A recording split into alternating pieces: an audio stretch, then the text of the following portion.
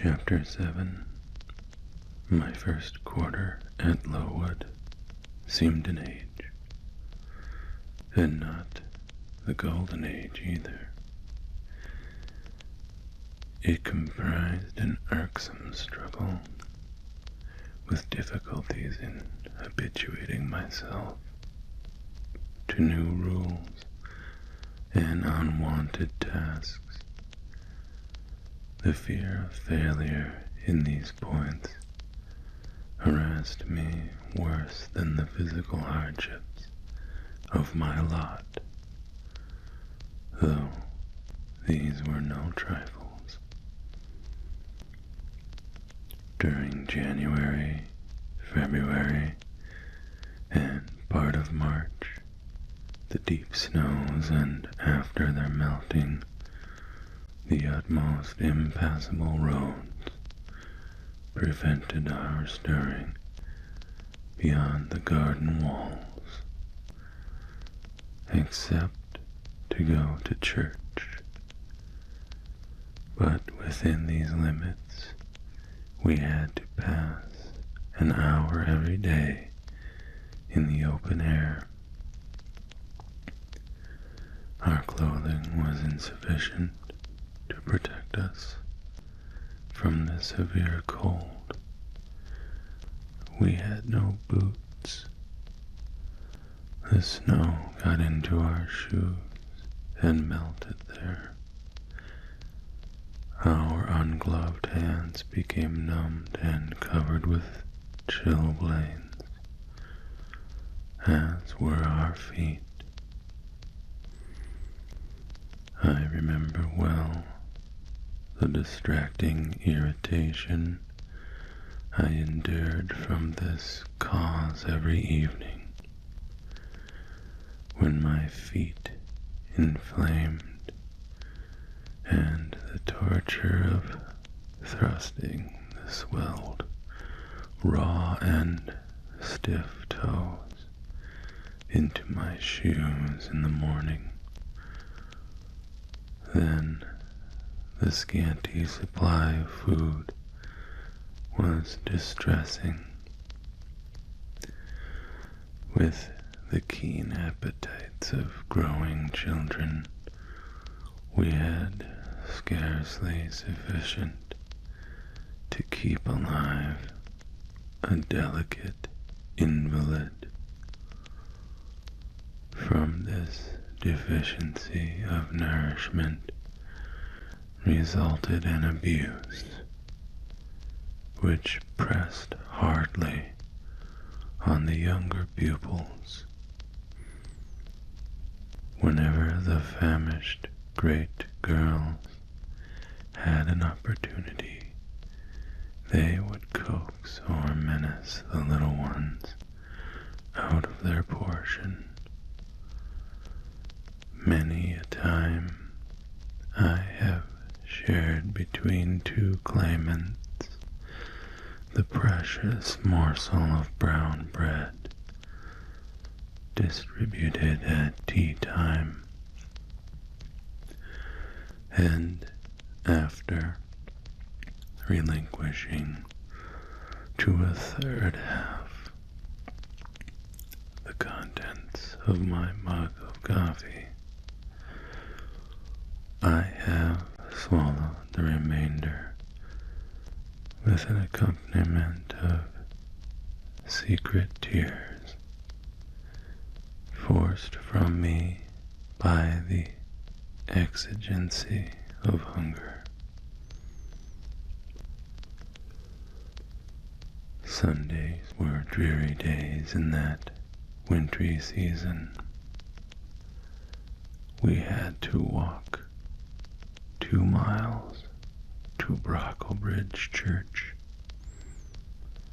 where our patron officiated. We set out cold. We arrived at church colder. During the morning service, we became almost paralyzed. It was too far to return to dinner, and an allowance of cold meat and bread in the same penurious proportion observed in our ordinary meals was served round between the services.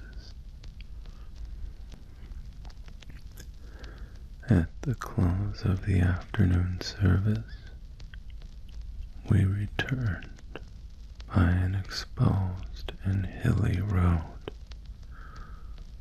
where the bitter winter wind, blowing over a range of snowy summits to the north, almost flayed the skin from our faces.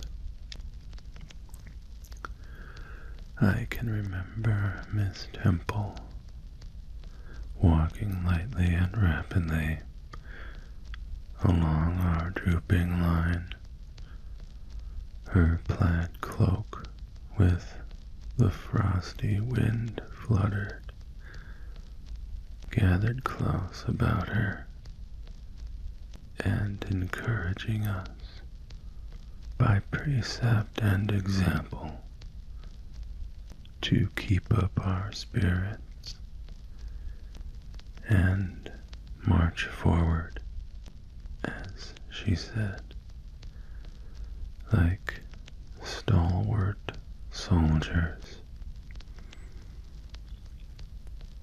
The other teachers, poor things, were generally themselves too much dejected to attempt the task of cheering others.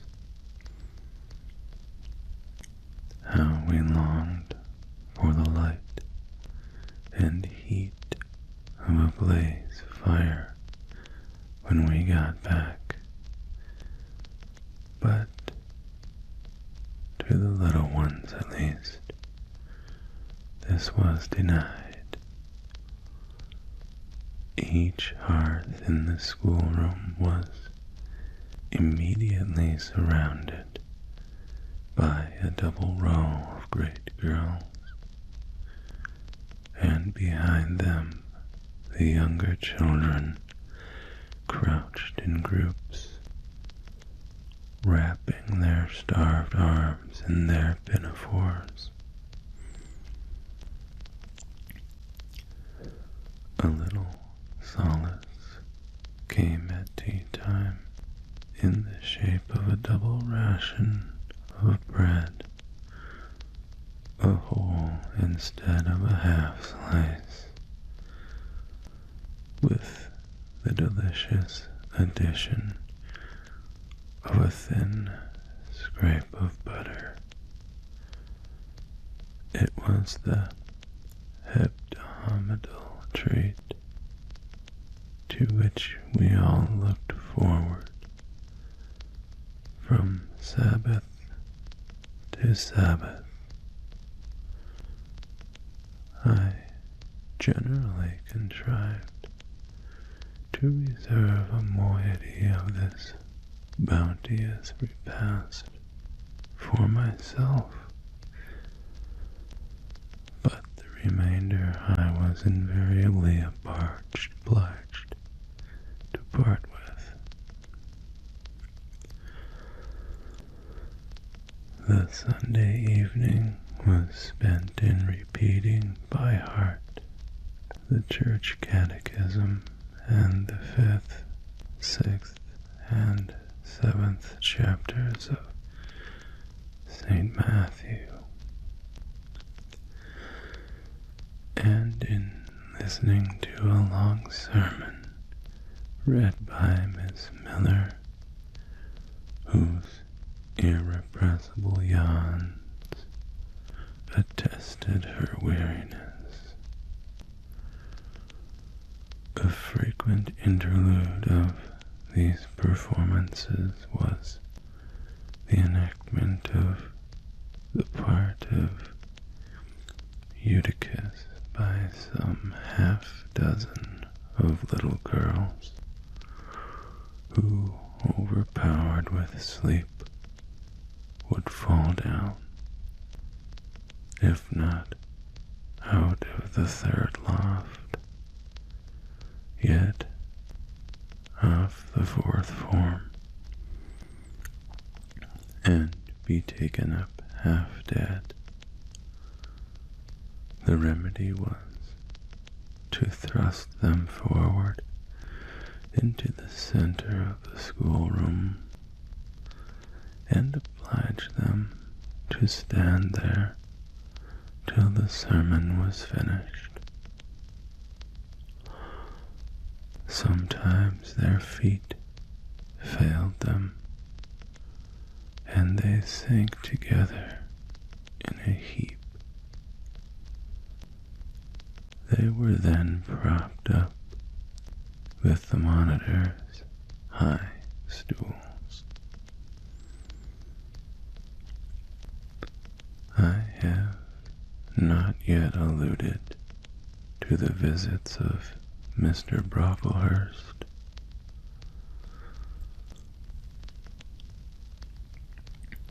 And indeed, that gentleman was from home during the greater part of the first month after my arrival. Perhaps prolonging his stay with his friend, the Archdeacon. His absence was a relief to me. I need not say that I had my own reasons for dreading his coming, but come he did at last. One afternoon, I had then been 3 weeks at Lowood, as I was sitting with a slate in my hand, puzzling over a sum in long division.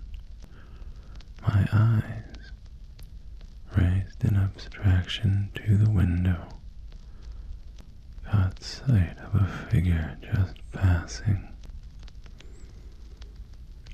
I recognized, almost instinctively, that gaunt outline, and when, 2 minutes after, all the school teachers included rose en masse, it was not necessary for me to look up in order to ascertain whose entrance they thus greeted. A long stride measured the schoolroom, and presently, beside Miss Temple, who herself had risen, stood the same black column which had frowned on me so ominously from the hearthrug of Gateshead. I now glanced sideways at this piece of architecture. Yes, I was right. It was Mr. Brocklehurst, buttoned up in a surtout, and looking longer, narrower, and more rigid than ever. I had my own reasons for being dismayed at this apparition. Too well I remembered the perfidious hints given by Mrs. Reed about my disposition, etc. pledged by Mr. Brocklehurst to apprise Miss Temple and the teachers of my vicious nature. All along I had been dreading the fulfillment of this promise. I had been looking out daily for the coming man, whose information respecting my past life and conversation was to brand me as a bad child forever. Now there he was. He stood at Miss Temple's side. He was speaking low in her ear. I did not doubt he was making disclosures of my villainy, and I watched her eye with painful anxiety, expecting every moment to see its dark orb turn on me a glance of repugnance and contempt. I listened to, and as I happened to be seated quite at the top of the room, I caught most of what he said. Its import relieved me from immediate apprehension. I suppose Miss Temple, the thread I bought at Lowood, will do.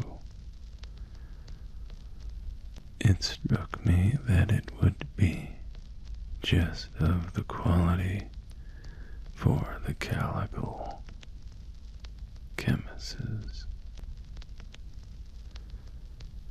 and I sorted the needles to match. You may tell Miss Smith that I forgot to make a memorandum of the darning needles, but she shall have some papers sent in next week, and she is not on any account to give out more than one at a time to each pupil. If they have more, they are apt to be careless and lose them. And, oh ma'am, I wish the woolen stockings were better looked to. When I was here last, I went into the kitchen garden and examined the clothes drying on the line. There was a quantity of black hose in the very bad state of repair, from the size of the holes in them. I was sure they had not been well mended from time to time. He paused. Your directions shall be attended to, sir, said Miss Temple. And ma'am, he continued, the laundress tells me some of the girls have 2 clean tuckers in the week. It is too much. The rules limit them to 1. I think I can explain that circumstance, sir. Agnes and Catherine Johnstone were invited to take tea with some friends at Lowood last Thursday, and I gave them leave to put on clean tuckers for the occasion. Mr. Brocklehurst nodded.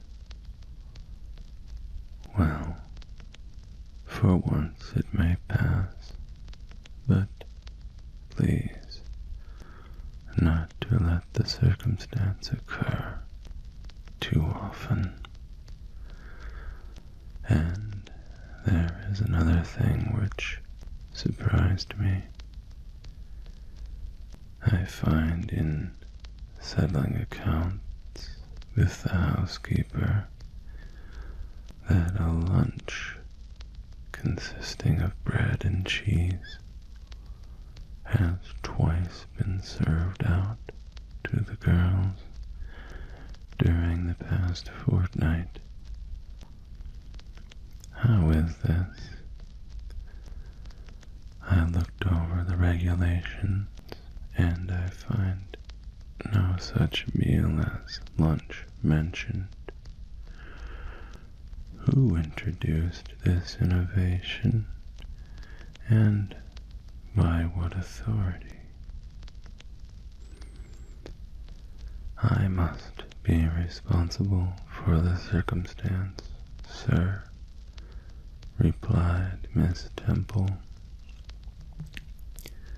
The breakfast was so ill prepared that the pupils could not possibly eat it, and I dared not allow them to remain fasting till dinner time. Madam, allow me an instant. You are aware that my plan in bringing up these girls is not to accustom them to habits of luxury and indulgence, but to render them hardly patient, self-denying, should any little accidental disappointment of the appetite occur, such as the spoiling of a meal, the under or overdressing of a dish. The incident ought not to be neutralized by replacing with something more delicate the comfort lost, thus pampering the body and obviating the aim of this institution. It ought to be improved to the spiritual edification of the pupils by encouraging them to evince fortitude under the temporary privation.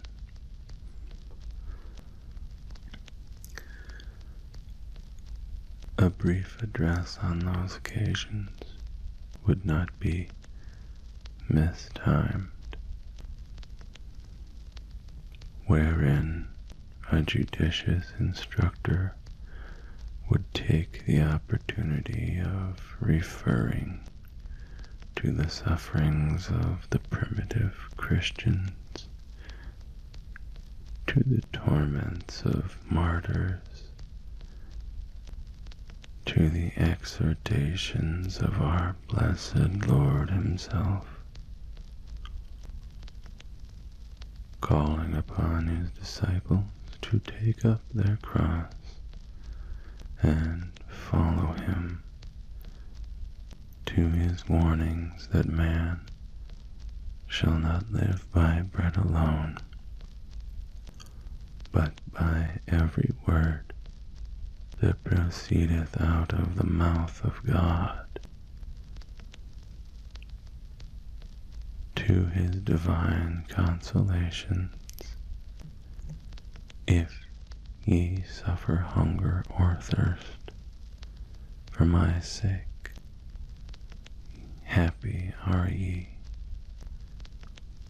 Oh, madam, when you put bread and cheese instead of burnt porch into these children's mouths.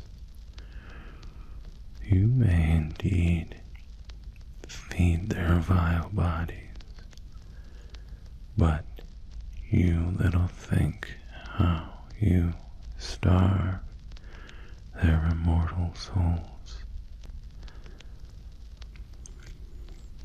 Mr. Brocklehurst again paused, perhaps overcome by his feelings.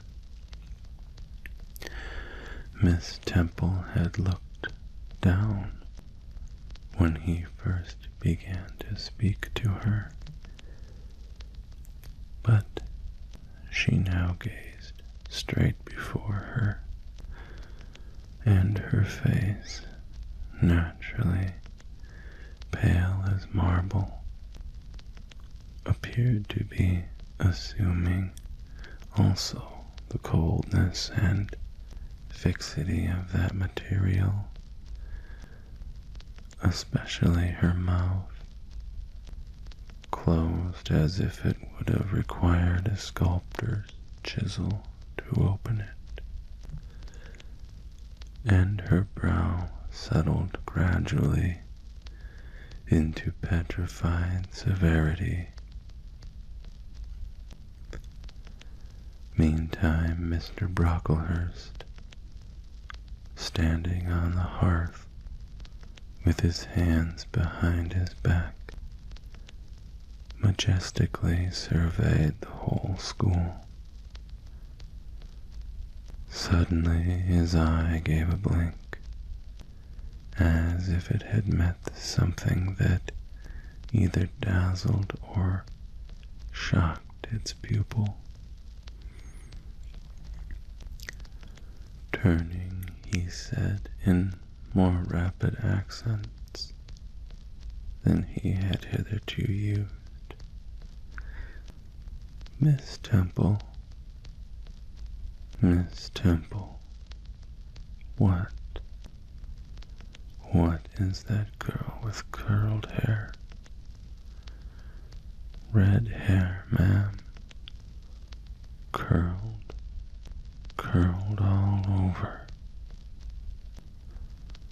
And extending his cane, he pointed to the awful object, his hand shaking as he did so.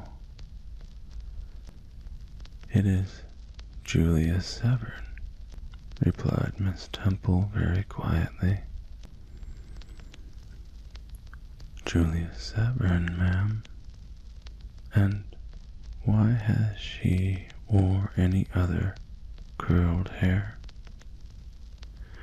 Why, in defiance of every precept and principle of this house, does she conform to the world so openly here in an evangelical, charitable establishment as to wear her hair one mass of curls?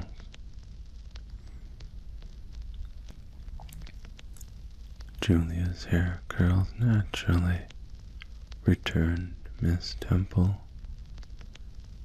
still more quietly.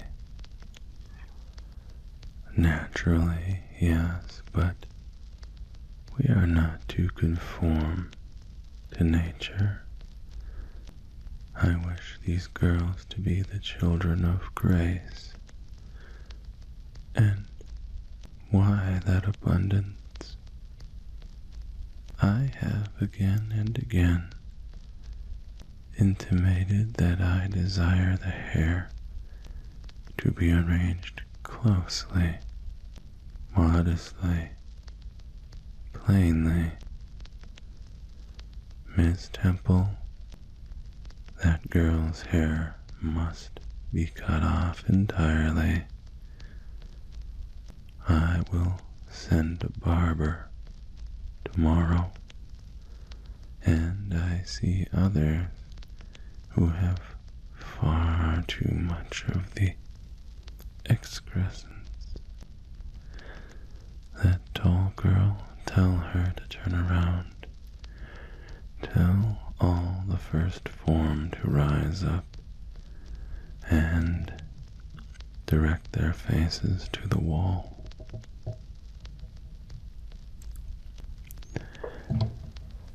Miss Temple passed her handkerchief over her lips, as if to smooth away the involuntary smile that curled them.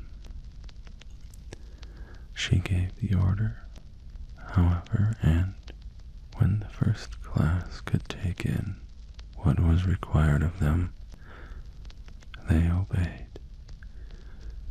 Leaning a little back on my bench, I could see the looks and grimaces with which they commented on this maneuver.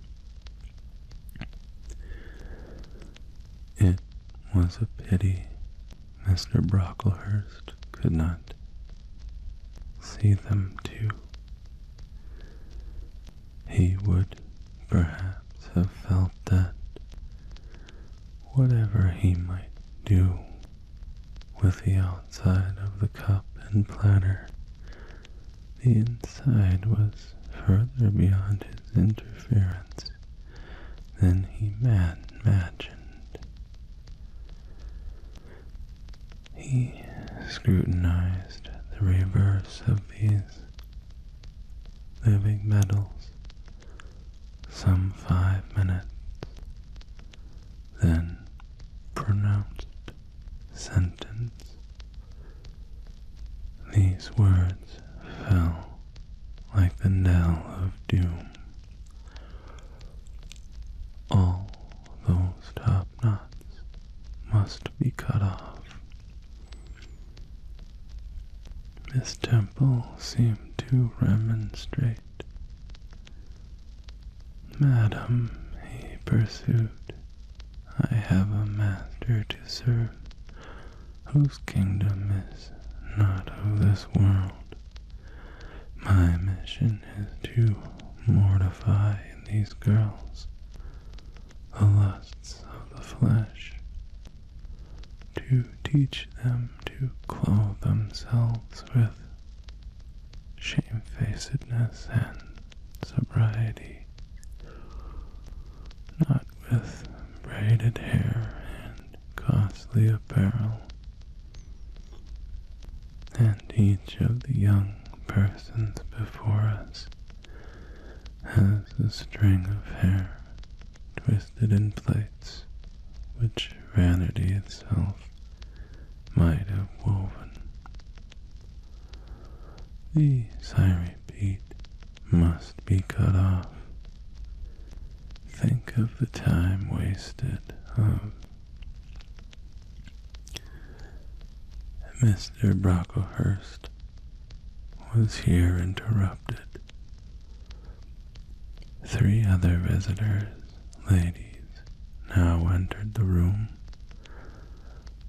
They ought to have come a little sooner to have heard his lecture on dress, for they were splendidly attired in velvet, silk, and furs. The 2 younger of the trio, fine girls of 16 and 17, had gray beaver hats, then in fashion shaded with ostrich plumes, and from under the brim of this graceful headdress fell a profusion of light tresses, elaborately curled. The elder lady was enveloped in a costly velvet shawl, trimmed with ermine, and she wore a false front of French curls. These ladies were deferentially received by Miss Temple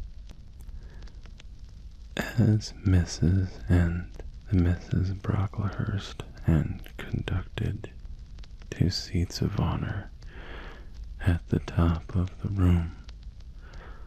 It seems they had come in the carriage with their reverend relative and had been conducting a rummaging scrutiny of the room upstairs, while he transacted business with the housekeeper, questioned the laundress, and lectured the superintendent. They now proceeded to address divers remarks and reproofs to Miss Smith,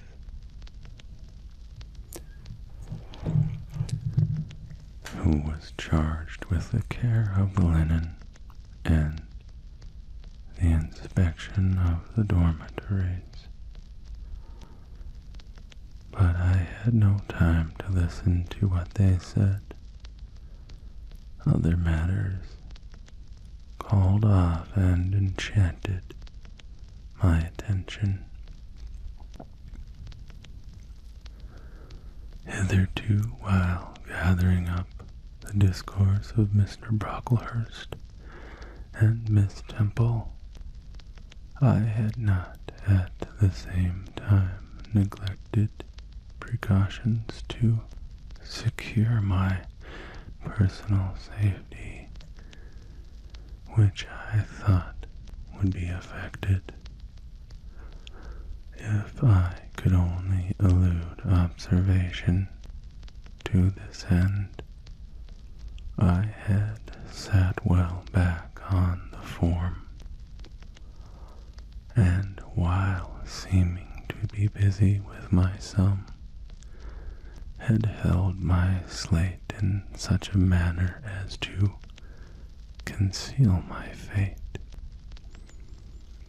I might have escaped notice had not my treacherous slate somehow happened to slip from my hand, and falling with an obtrusive crash, directly drawn every eye upon me. I knew it was all over now, and as I stood to pick up the two fragments of slate, I rallied my forces for the worst.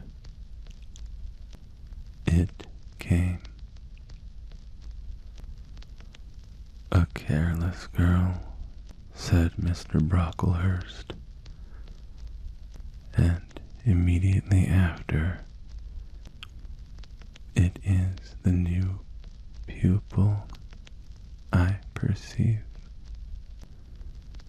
And before I could draw breath, "I must not forget I have a word to say respecting her." Then aloud, how loud it seemed to me, "Let the child who broke her slate come forward." Of my own accord, I could not have stirred.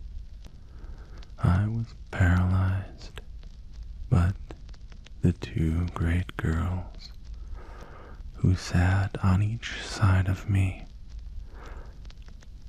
set me on my legs and pushed me towards the dread judge. And then Miss Temple gently assisted me to his very feet, and I caught her whispered counsel. "Don't be afraid, Jane. I saw it was an accident. You shall not be punished." The kind whisper went to my heart like a dagger. Another minute, and she will despise me for a hypocrite, thought I, and an impulse of fury against Reed, Brocklehurst and Company bounded in my pulses at the conviction I was no Helen Burns. "Fetch that stool," said Mr. Brocklehurst, pointing to a very high one from which the monitor had just risen. It was brought. "Place the child upon it." And I was placed there, by whom I don't know. I was in no condition to note particulars. I was only aware that they had hoisted me up to the height of Mr. Brocklehurst's nose, that he was within a yard of me, and that a spread of shot, orange and purple, silk pelisses, and a cloud of silvery plumage extended and waved below me.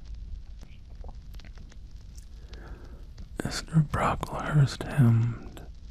Ladies," said he, turning to his family, "Miss Temple, teachers and children, you all see this girl?" Of course they did, for I felt their eyes directed like burning glasses against my torched skin. "You see, she is yet young, you observe. She possesses the ordinary form of childhood. God has graciously given her the shape that He has given to all of us. No signal deformity points her out as a marked character. Who would think that the evil one had already found a servant and agent in her? Yet such, I grieve to say, is the case. A pause in which I began to steady the palsy of my nerves, and to feel that the Rubicon was past, and that the trial no longer be shirked, must be firmly sustained. "My dear children," pursued the black marble clergyman with pathos, "this is a sad, a melancholy occasion, for it becomes my duty to warn you that this girl, who might be one of God's own lands, is a little castaway, not a member of the true flock, but evidently an interloper and an alien. You must be on your guard against her. You must shun her example. If necessary, avoid her company. Exclude her from your sports, and shut her out from your converse. Teachers, you must watch her. Keep your eyes on her movements. Weigh well her words. Scrutinize her actions. punish her body to save her soul, if indeed such salvation be possible. For my tongue falters while I tell it.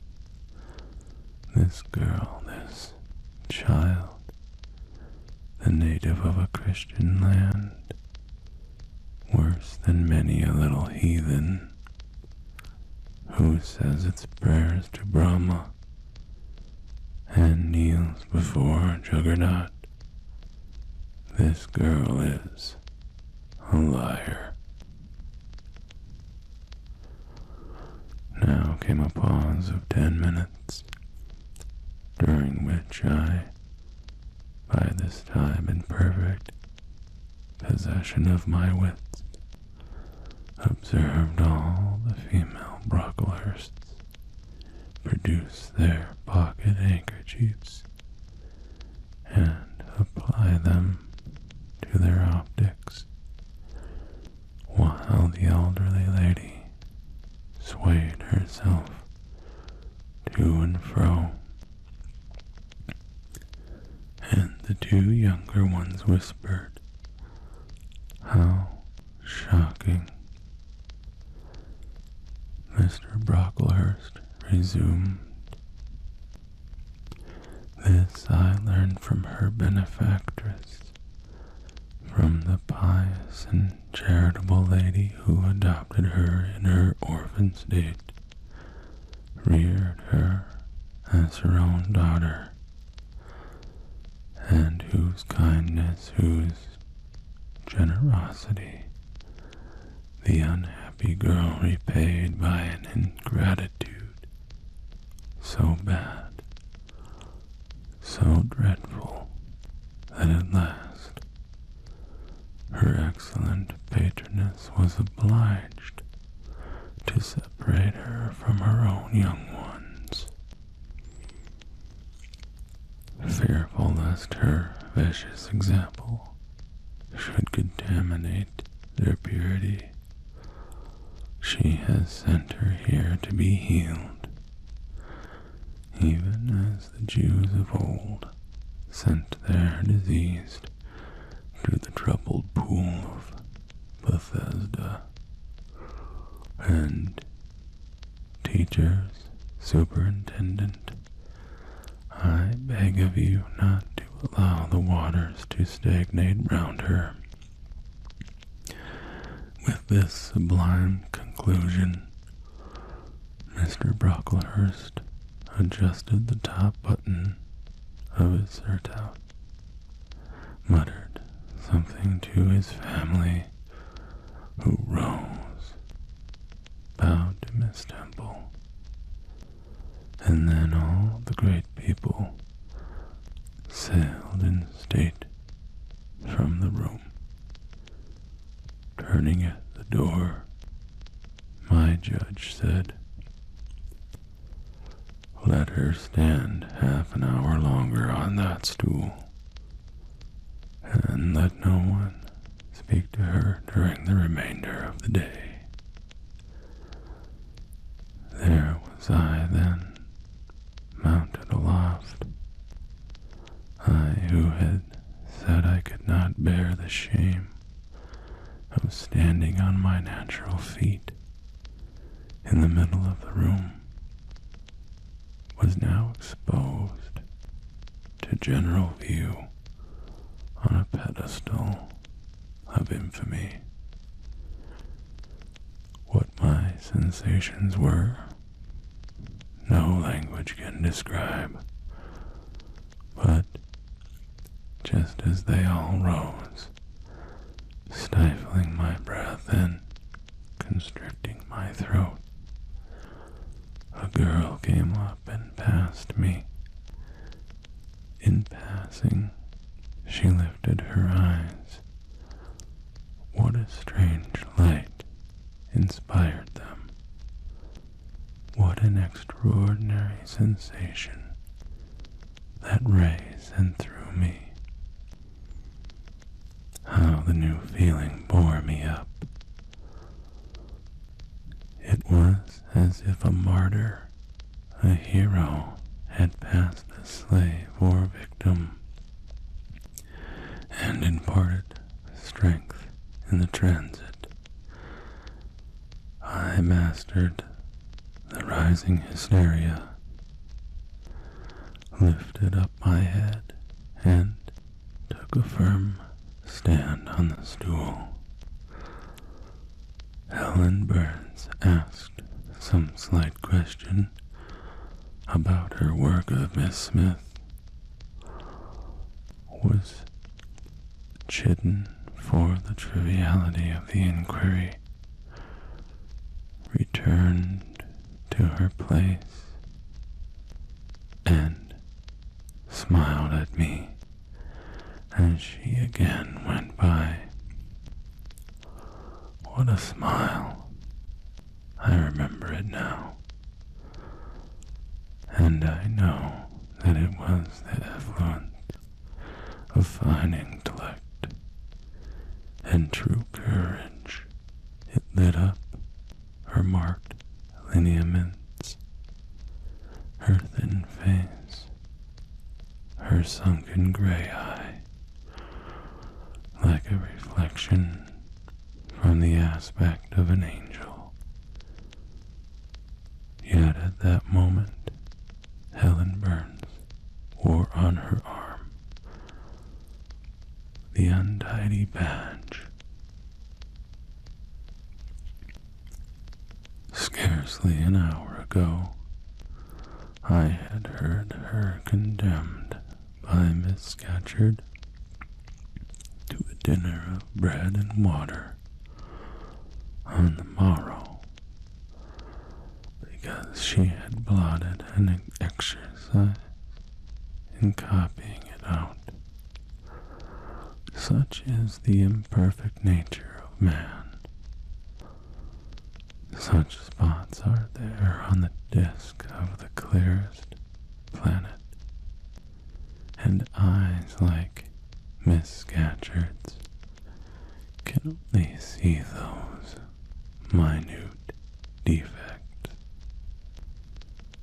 and are blind to the full brightness of the orb.